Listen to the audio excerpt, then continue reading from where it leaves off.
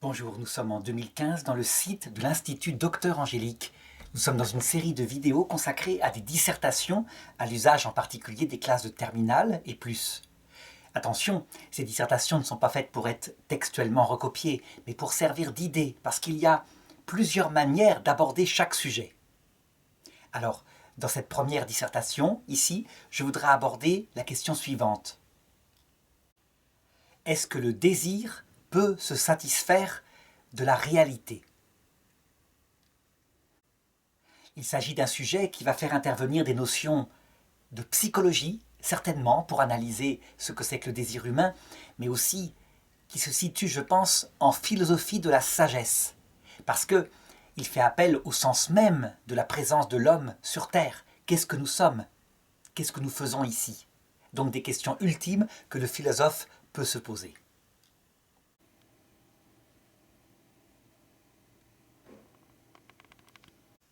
Alors pour bien montrer l'importance de ce sujet, on pourrait partir de plusieurs biais. Je dirais que c'est l'essence même de l'homme qui apparaît par cette question. Mais je voudrais partir de quelque chose de concret.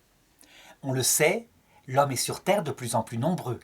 C'est vrai, mais les hommes vivent de plus en plus en ville. Donc ça ne devrait pas avoir d'impact sur la nature, surtout sur les natures montagneuses où les hommes sont peu installés.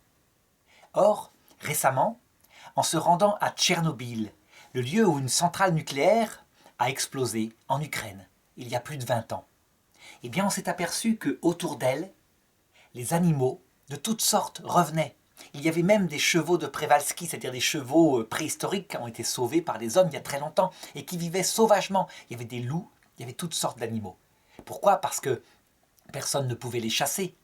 Ils erraient dans la campagne autour de la ville et cette ville abandonnée, contaminée. On pourrait se dire, mais les contaminations devaient abîmer leur génétique. Eh bien, moins que la chasse, moins que l'homme. La vie y foisonnait. Je dirais que cette constatation, alors que si on sort du cercle de Tchernobyl, on constate que la faune est quasiment disparue, il n'y a pratiquement plus d'animaux, eh bien on constate que le problème, c'est l'homme. Comme disait un proverbe, on dirait que la terre est assez grande pour contenir les besoins de l'homme, mais qu'elle ne semble pas assez grande pour contenir sa convoitise.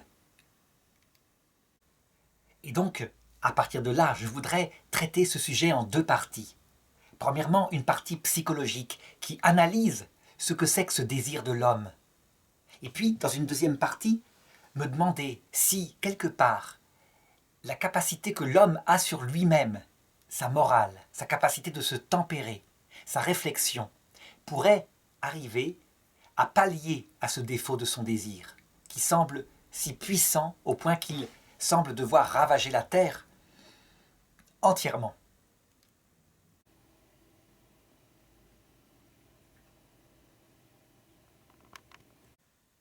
Alors donc, dans cette première partie, je voudrais analyser philosophiquement ce que c'est que le désir de l'homme.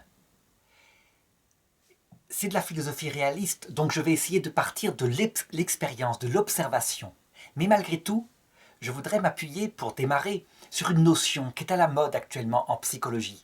À savoir que pour analyser l'affectivité humaine, on distingue les besoins, ça veut dire ce dont il a besoin absolument pour vivre, sinon il meurt de faim par exemple, et d'autre part les désirs, ça veut dire ce dont il se donne le besoin pour bien vivre, pour vivre heureux, pour vivre dans un certain luxe.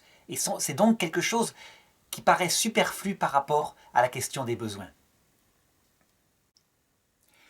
Ce qu'il y a de juste là-dedans, c'est que pour décrire l'affectivité sensible des hommes et des animaux, on a une distinction pratique. Mais nous verrons dans la partie suivante qu'en fait, l'être humain a une autre capacité d'affectivité liée à son intelligence qui peut modérer tout cela.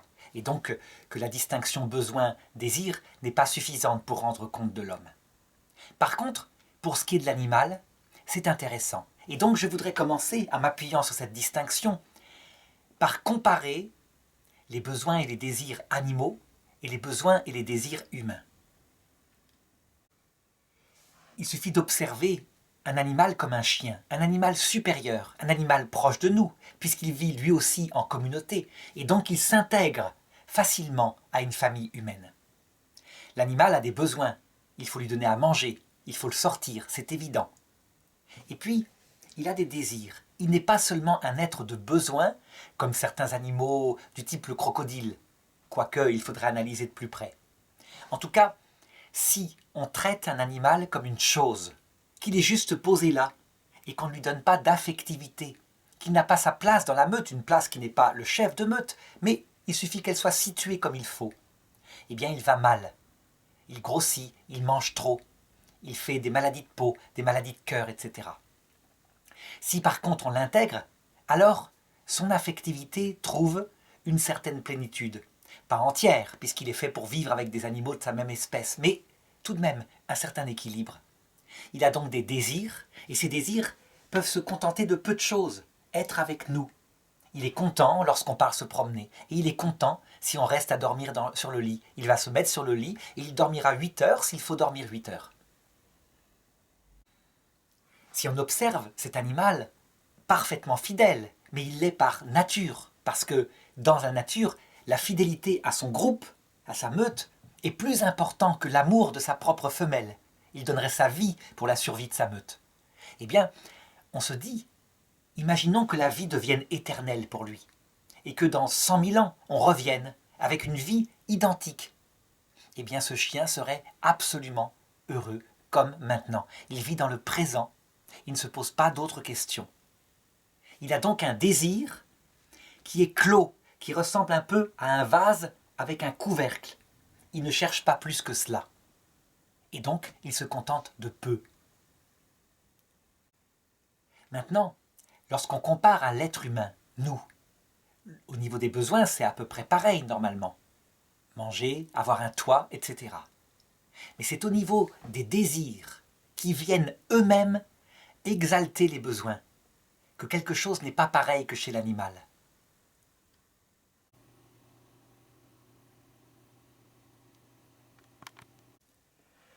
C'est un psychologue suisse appelé Piaget, Jean Piaget, que l'on doit, je crois, la meilleure analyse de ce que sont les désirs humains au point de vue psychologique. Ces désirs, comme ceux des animaux d'ailleurs, s'établissent tout au long de la croissance et depuis l'enfance. On peut dire que l'enfance est le lieu où ces désirs vont être pacifiés, établis comme il le faut. On a besoin tout petit, et les animaux supérieurs aussi, de beaucoup d'amour par ses parents, pas seulement de nourriture, mais aussi d'autorité qui structure. Et c'est pareil pour la maman chien. Si le petit qui tète la mordille et lui fait mal, eh bien, elle l'éduque férocement, elle le punit. Et donc, ces choses-là le structurent. L'amour reçu, qui est important dans la petite enfance, favorise un sentiment par rapport à son passé, un sentiment de valorisation. Un petit homme, par exemple, qui amène de l'école maternelle son petit collier de nouilles pour la fête des mères, si la mère le jette comme ça sur n'importe quoi, ce que tu m'apportes là, elle va profondément le blesser, le dévaloriser. Elle le sait instinctivement, elle doit admirer et remercier, et peut-être même le porter quelques jours. Ce sentiment de valorisation est donc fondé sur le passé, il est important. D'autre part, si on a été valorisé suffisamment, eh bien, par rapport à son futur, puisqu'on s'estime soi-même, fondé sur le regard de ses parents, on a une certaine sécurité. Donc, on s'établit dans un futur paisiblement. Au contraire, si on n'a pas été valorisé, mais au contraire culpabilisé sans cesse, qu'on s'estime responsable des cris permanents de notre mère, eh bien, on peut être insécurisé par rapport au futur. Il y a un lien entre ces sentiments, passé, futur. Et comme on vit dans le présent, ce qui fait une personne équilibrée dans le présent, c'est une certaine autonomie. C'est-à-dire qu'elle arrive par elle-même à trouver son équilibre. Évidemment, si ça ne va pas, on va être totalement dépendant des autres, de leur regard. Est-ce que l'autre va me juger? Et on sait à quel point chez les adolescents qui sont en construction, le regard des autres a une importance fondamentale. Eh bien, chez les animaux, ces 3 sentiments qu'on peut découvrir sont équilibrés. Ils se contentent de peu. Le fait d'être situé pour le chien dans sa meute, comme je le disais, à sa juste place, il n'a pas forcément l'autorité. Il va chercher à être le chef de meute, évidemment. Mais s'il ne l'est pas, le fait d'avoir été mis à sa place suffit à lui donner ce sentiment d'autonomie, de valorisation et de sécurité. On voit bien, là encore, ces désirs sont clos. Pour l'homme, par contre, lorsqu'on analyse ces désirs psychologiques pour eux-mêmes, indépendamment du troisième degré que je vais voir après, le degré spirituel qui peut les tempérer, eh bien, ces désirs peuvent ne pas avoir de limite. On pourrait dire que le cœur humain est comme un vase ouvert potentiellement à l'infini, qui ne se contente de rien. Alors, on le voit très bien chez les jeunes. Prenons simplement le sentiment de valorisation. Cette soif d'être reconnu, par exemple dans les téléréalités. Certains jeunes sont prêts à tout risquer, à se rendre le plus ridicule possible pour un moment de gloire. Et quelquefois, ils y brûlent leurs ailes.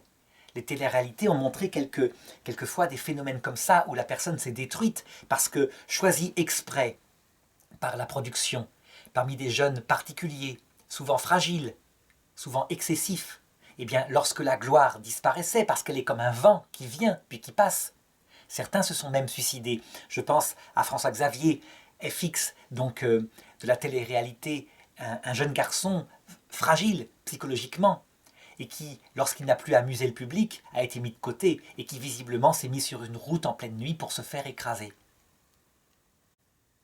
Donc, c'est un besoin de gloire, et d'une gloire qui, à la rigueur, ne s'arrête jamais, qui peut combler, pensent les jeunes, ce besoin de valorisation.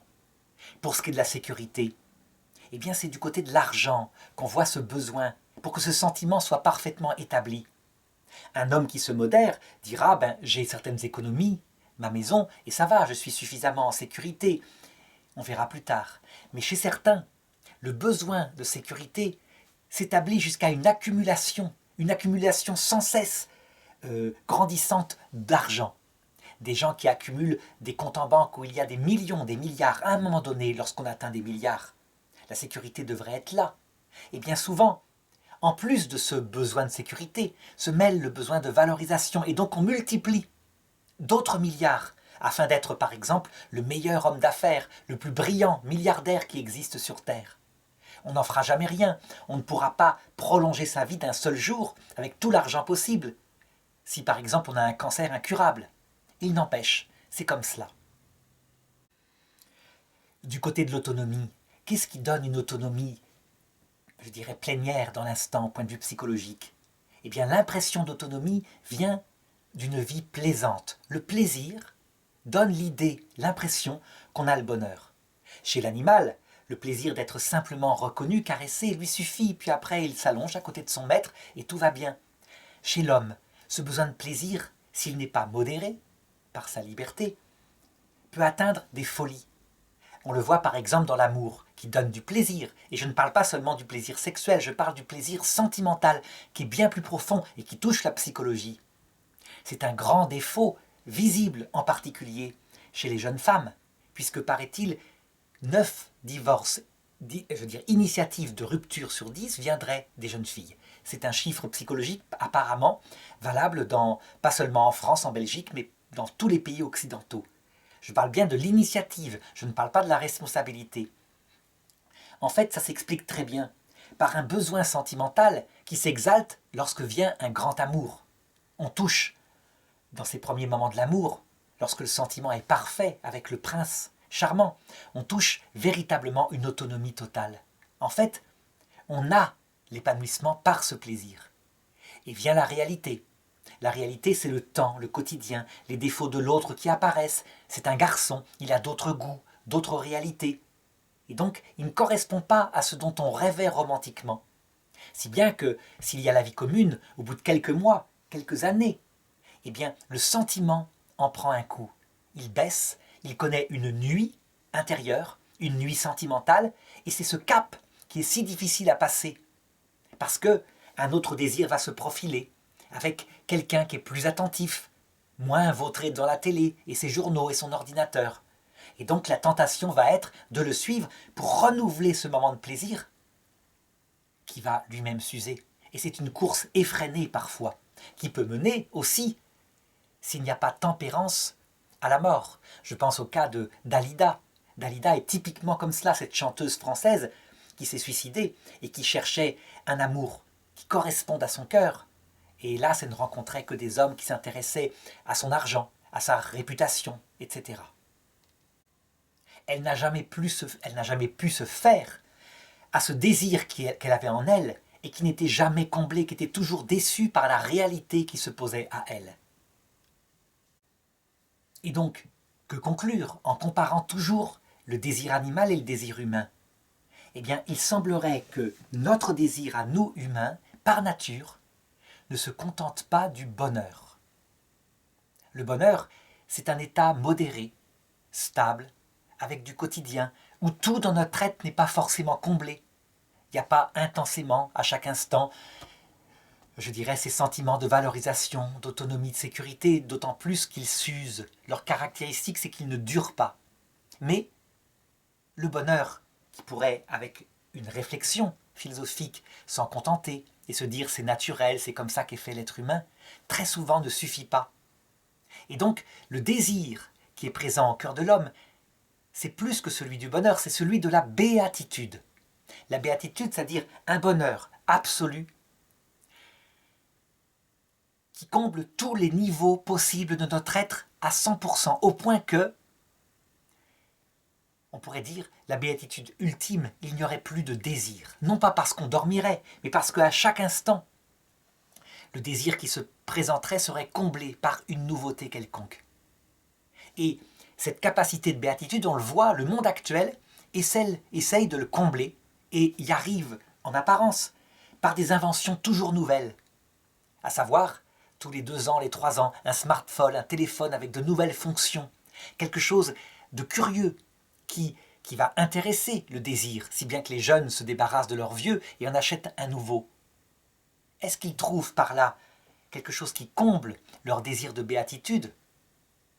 Eh bien, très vite, ils se rendent compte que non, ou ils ne s'en rendent pas compte, parce que c'est ce même mécanisme qui fait que certains fuient perpétuellement dans des fêtes pour s'éclater et paraissent sur leur Facebook rayonnants, mais que d'autres, qui vont plus loin, vont dans des paradis artificiels, qui peuvent être les paradis des jeux numériques, des jeux en 3D, un monde idéal, mais qui peut être aussi celui du rêve, provoqué par la drogue. Alors évidemment, ce que je dis là n'est pas le cas de tous les hommes. Je vais le voir dans la partie suivante. Il y a des hommes qui ont compris cela et qui se sont servis de leur 3e degré de vie, donc les besoins, les désirs et l'esprit, la vie spirituelle, pour modérer tout cela. Mais globalement, l'humanité, prise dans son ensemble, semble être comme cela. Je parlais tout à l'heure de Tchernobyl. Comment se fait-il qu'à 30 km de Tchernobyl, il n'y a pas d'animaux? Parce qu'il y a toujours quelqu'un qui, voyant la vie pointer, mais ne serait-ce qu'un passereau, va s'amuser avec sa carabine et va tirer sur le passereau. Et c'est amusant parce qu'il tombe. Si bien que, multipliée par des milliers d'habitants, la faune s'enfuit, disparaît, se cache et n'est plus présente. Évidemment, pris pour l'ensemble du monde, ça met donc en danger l'existence même de ce monde. Et on sait à quel point le pape François, par exemple, dans son encyclique Laudato Si, parle de la nécessité de protéger l'environnement. Alors justement, à cet égard, si la ruine de l'environnement vient du désir humain, qui se confronte à une réalité qui ne peut pas le combler, qui est trop petite, la Terre est limitée, alors est-ce que les choses seraient fichues à l'avance? C'est ce que je vais voir dans la prochaine partie.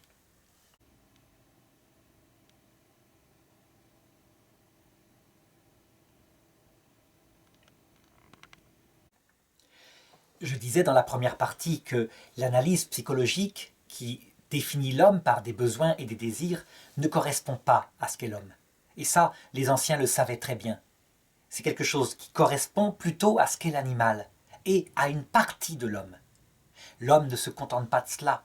Il a aussi, et c'est tout le problème de la culture, il a aussi une vie spirituelle, quelque chose de particulier que l'animal n'a pas. L'animal, s'il est réglé dans ses désirs, c'est parce qu'il est programmé par sa nature. Ça veut dire que quelque chose de non libre fait qu'il y a des limites. On ne verra donc pas un lion accumuler des tonnes de proies qui d'ailleurs pourriront, histoire de sécuriser sa vie. Non, il va partir à la chasse et il aura la proie qu'il lui faut pour survivre dans le moment voulu. On pourrait opposer à cela certains écureuils qui font des réserves et qui les oublient. Oui, mais finalement, les choses sont tout de même limitées. L'être humain, lui, il est soumis à sa propre liberté. Ça veut dire qu'il a deux facultés que les animaux n'ont pas. Une intelligence, au-delà de l'instant présent, du concret, de ce qu'il peut voir et entendre, et qui peut abstraire les idées abstraites présentes dans les choses. Si bien que l'homme peut prévoir son avenir. Très à l'avance, il peut même prévoir qu'un jour il mourra. Et, fondé sur cette intelligence, sa volonté peut appliquer par choix, et non pas par sentiment, non pas par désir, mais par choix, quelque chose qui est intelligent justement, qui va modérer sa propre nature. Et donc, c'est cette intelligence-là qui analyse et qui va constater qu'effectivement, le monde est assez grand pour les besoins de l'homme, le monde est assez grand pour des désirs qu'il modère, mais il n'est absolument pas assez grand pour les désirs inscrits, les désirs de béatitude inscrits dans sa nature, et qui, eux, n'ont pas de limite.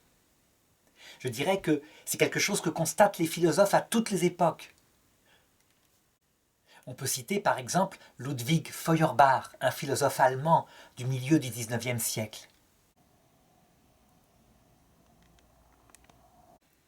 qui analysait les désirs de l'homme en termes d'infini, infini sous toutes les dimensions, un besoin infini de connaissance.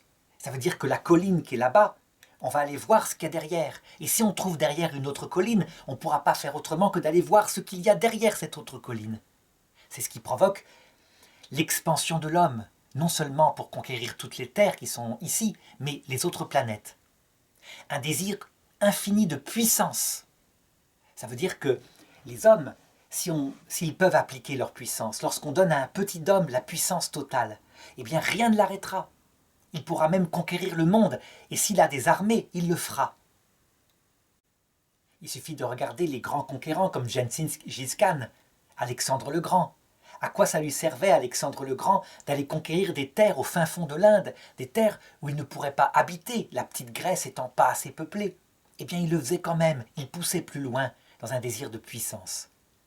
Et puis, un troisième désir, un désir d'amour, d'un amour infini, qui ne s'use pas, un amour qui dure, toujours nouveau.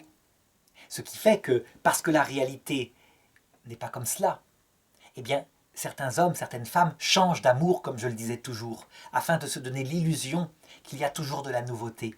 En fait, dans ces cas-là, on n'aime que son propre désir, évidemment. Et Feuerbach montrait que l'art sacré, l'art qui établit des œuvres qui n'ont pas d'autre sens que le côté tragique de ce destin humain, sort de cette constatation de l'inadéquation de nos désirs à la réalité.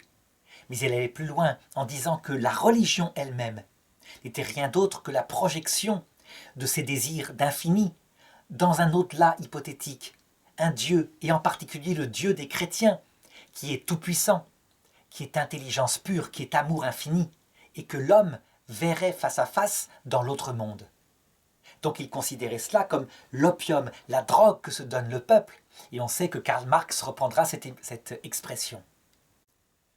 Donc, la réalité n'est pas adéquate, ne peut pas satisfaire les désirs de l'homme si ces désirs sont laissés à eux-mêmes. C'est la grande différence avec les animaux, si bien que les écologistes considèrent l'espèce humaine comme la plus prédatrice de toutes les espèces, et ils n'ont pas tort, d'autant plus que l'homme a la capacité, par son intelligence, d'appliquer son désir de prédation. Alors, comment s'en sortir? Je dirais que les écologistes ont essayé de mettre en garde contre cette destruction de la nature. Et la technique qui a été utilisée en premier, ça a été la technique de la terreur. Ça veut dire que dans les années 2000 jusqu'à 2010 à peu près, les écologistes ont insisté sans arrêt sur la fin du monde qui arrivait. Et des grands films d'Hollywood ont été faits à propos du réchauffement climatique, du refroidissement climatique, de toutes sortes de choses comme cela.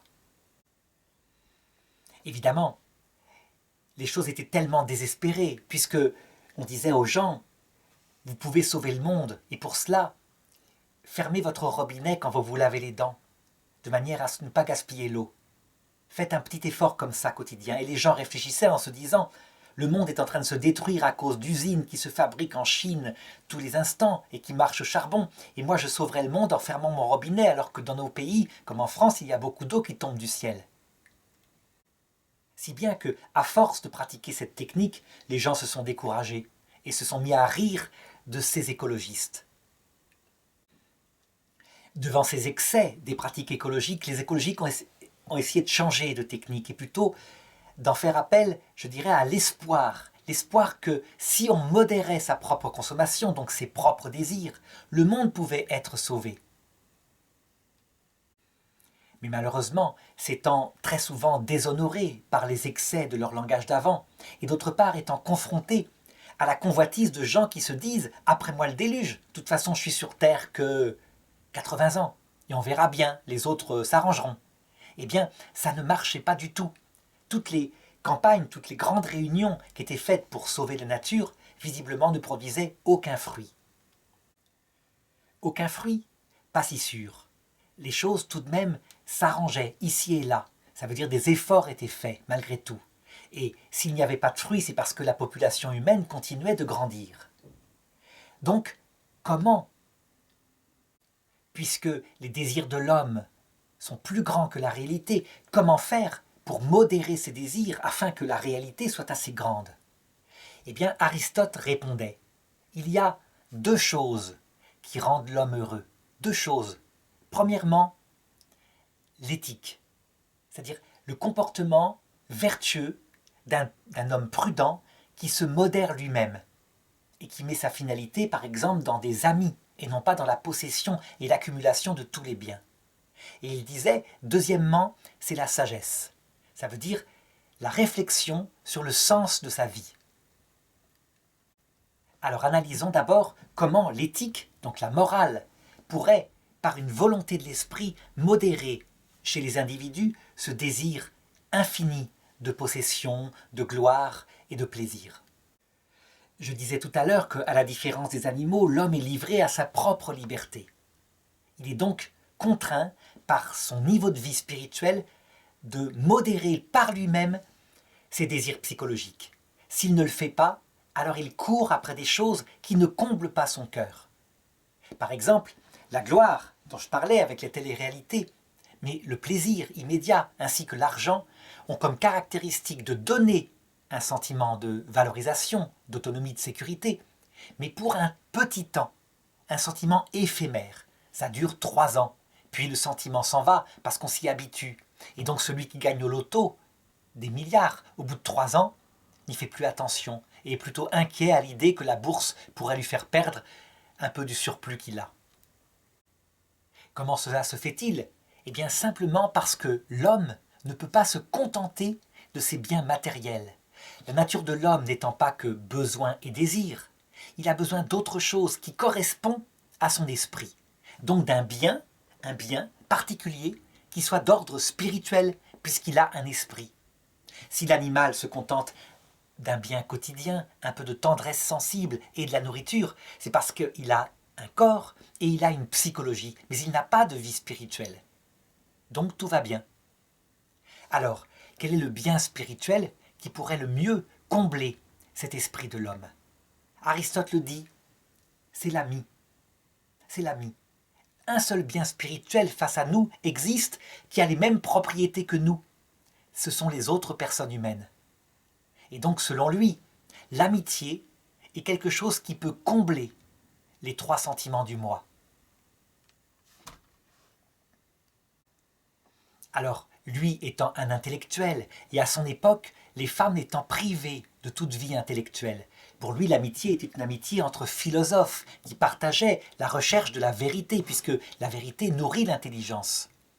À notre époque, les choses ayant évolué, nous avons la chance d'avoir les mêmes études, filles et garçons, si bien que l'amitié qui comble le plus l'être humain, n'est-ce pas celle qui fonde la famille, l'amitié entre un homme et une femme? Évidemment, un homme et une femme ont une psychologie différente, donc des désirs psychologiques différents. Alors, pour s'entendre, étant si différents, il faut bien qu'une vie morale mette la personne de l'autre et ses propres désirs avant ses désirs à soi. L'amour fait que, attentionné envers l'autre, on va se dépasser pour respecter sa psychologie dans les deux sens.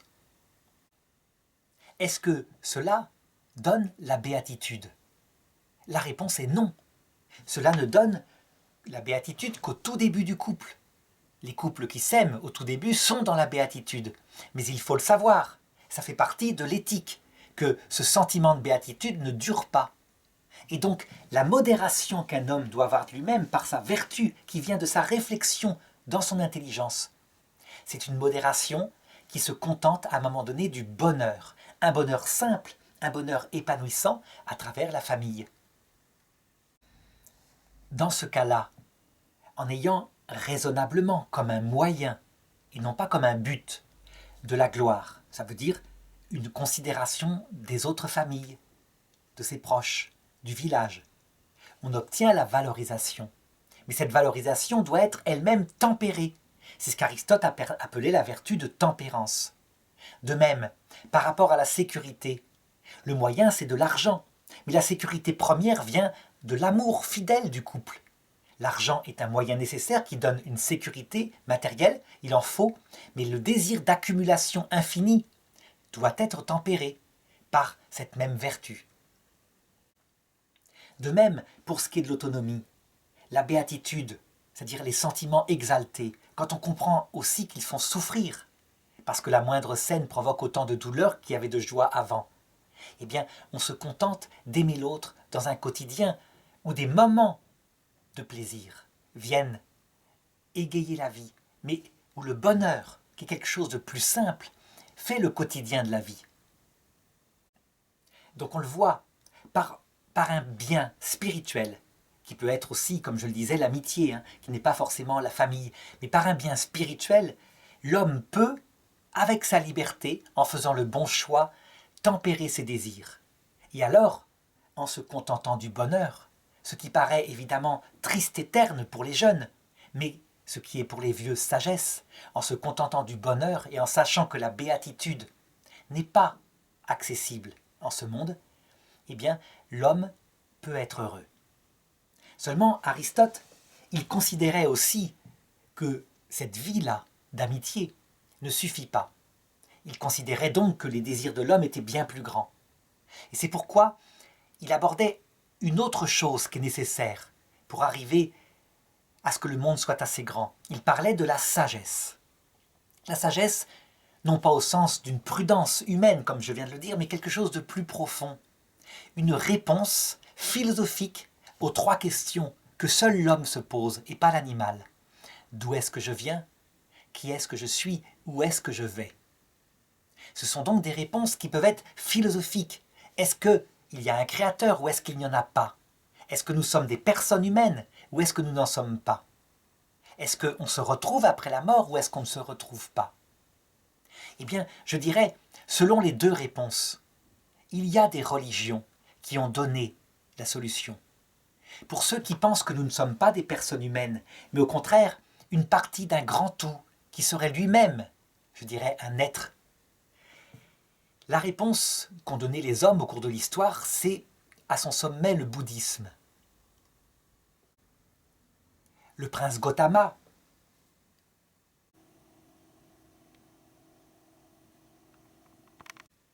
qui deviendra plus tard le Bouddha, ça veut dire l'éveillé, celui qui a compris, a d'abord essayé d'aller dans les excès, le désir de béatitude que donnait l'hindouisme. Et donc pour atteindre ce qui était le but, à savoir, il fallait éteindre en soi les désirs, puisque le monde n'était pas assez grand pour combler ses désirs. Il fallait donc les faire mourir.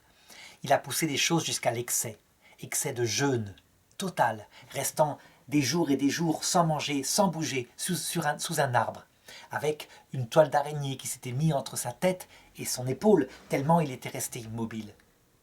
Cet excès-là, qui est un désir d'absolu, qui correspond évidemment à ce qu'est l'être humain qui ne se contente pas du quotidien, il a fini par comprendre qu'il fallait le tempérer. Et il l'a compris à travers une simple scène qui s'est passée. Il était assis près du Gange, et voilà qu'une barque est passée avec un musicien, un maître de musique qui apprenait à une petite fille la musique. Et il a entendu le maître de musique qui apprenait l'enfant à accorder son instrument. Il lui disait « Si tu tends trop la corde, elle casse. Si tu ne la tends pas assez, elle ne donne pas de son. » Et il a médité sur cette phrase. Il a compris que la vérité était dans le juste milieu. Et que pour éteindre les désirs, il ne fallait pas les tuer. Il fallait s'en détacher. Leur donner quand il y avait. Donc s'il y avait à manger, manger. Et s'il n'y avait pas à manger, ne pas manger. Prendre les choses paisiblement, comme elles venaient. Et de cette manière-là, modérée, on atteindrait facilement l'extinction des désirs. Donc on le voit, c'est une première façon de répondre par la sagesse à ce destin de l'homme qu'il constatait. Le désir est source de souffrance, donc éteignons le désir et faisons-le par une recherche modérée tout au long de la vie. Il y a eu en Occident une autre réponse, dont le sommet, je pense, est le christianisme, et qui consiste à dire que si l'homme a des désirs infinis, c'est parce qu'il a été créé pour un Dieu personnel infini, afin de l'aimer. Et ce Dieu correspond entièrement au désir de son cœur. On doit ce message-là à Jésus-Christ.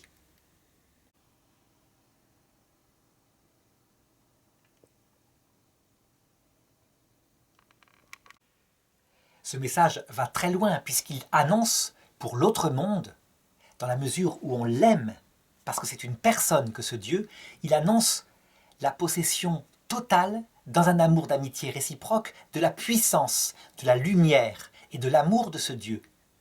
Ça veut dire que, par exemple, saint Thomas d'Aquin, pour l'exprimer, dit « En ce monde, les hommes ont la foi, parce qu'ils ne voient pas, mais de l'autre côté, ils auront la vision béatifique, parce qu'ils le verront face à face. En ce monde, il y a l'espoir, parce qu'on aimerait bien cette union avec ce Dieu infini. Dans l'autre monde, il sera possédé. Possédé non pas comme un trésor qu'on accapare, mais par l'amour.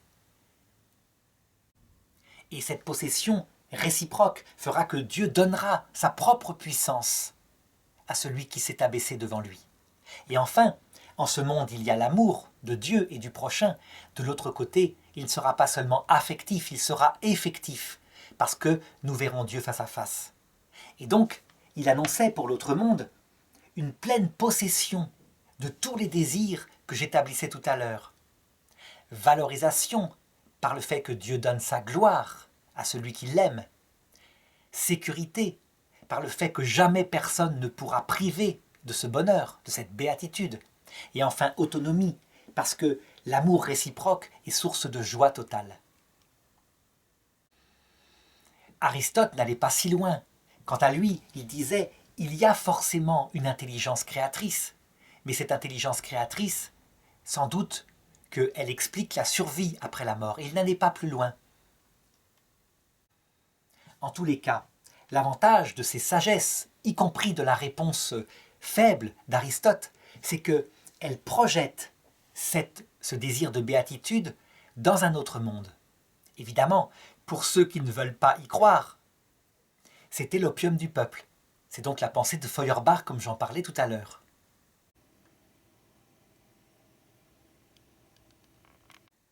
Alors, pour conclure, je dirais donc que, finalement, l'homme n'a pas changé. Ses désirs, comme au tout début de l'humanité, sont plus grands que le monde lui-même. Au XXe, au XIXe et au XXe siècle, on a essayé de répondre à cela en se comblant de biens matériels. Résultat, le monde s'en est trouvé abîmé, et même l'humanité. Je pense qu'un retour à la morale des anciens, qui disaient que le bonheur est dans la tempérance, dans le juste milieu, mais aussi un retour à la recherche de la sagesse, donc de la possibilité que les choses ne soient pas comblées en ce monde, mais dans l'autre, peuvent permettre de pacifier ce cœur de l'homme sans cesse insatisfait. Finalement, si le monde a eu un surplus de science et de technique au XIXe et au XXe siècle, il lui faut certainement maintenant un surplus de morale et de sagesse. Sinon, semble-t-il, rien n'arrive à l'arrêter. La morale peut aider, une morale pacifiante, une morale écologiste. Mais visiblement, l'homme est plus que cela. Il a des désirs infinis et on ne peut pas changer sa nature.